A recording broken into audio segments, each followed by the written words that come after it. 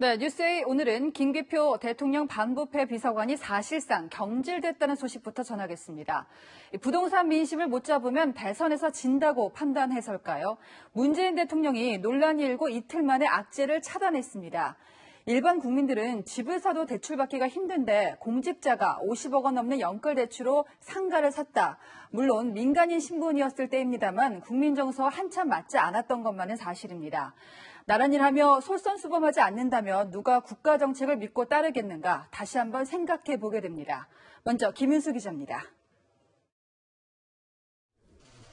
부동산 투기 의혹을 받고 있는 김기표 대통령 반부패 비서관이 사의를 표명하자 문재인 대통령이 즉각 수용했다고 청와대가 밝혔습니다.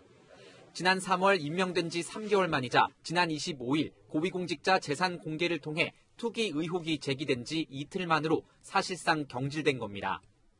국민이 바라는 공직자의 도리와 사회적 책임감을 감안할 때 더 이상 국정 운영에 부담이 되어서는 안 된다라는 뜻을 밝혔습니다. 김 비서관이 신고한 재산은 39억여 원.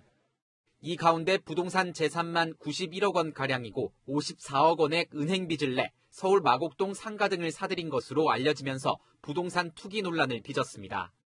경기도 광주에 매입한 맹지도 개발지역과 인접해 차익을 노린 것 아니냐는 의혹까지 제기됐습니다. 어제까지만 해도 김 비서관은 반박 자료를 내며 의혹을 해명했고 청와대도 부동산 투기는 아니라고 선을 그었습니다.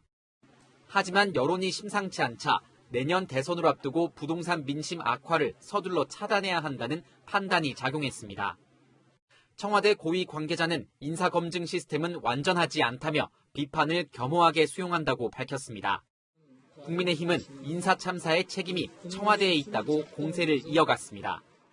청와대가 인사검증 과정에서 투기 의혹을 발견하지 못했다면 무능이고 알고도 임명을 강행한 것이라면 국민 기만입니다. 공직기강을 다잡아야 할 반부패 비서관이 논란의 당사자가 되면서 부실 인사 시스템 논란은 당분간 계속될 전망입니다.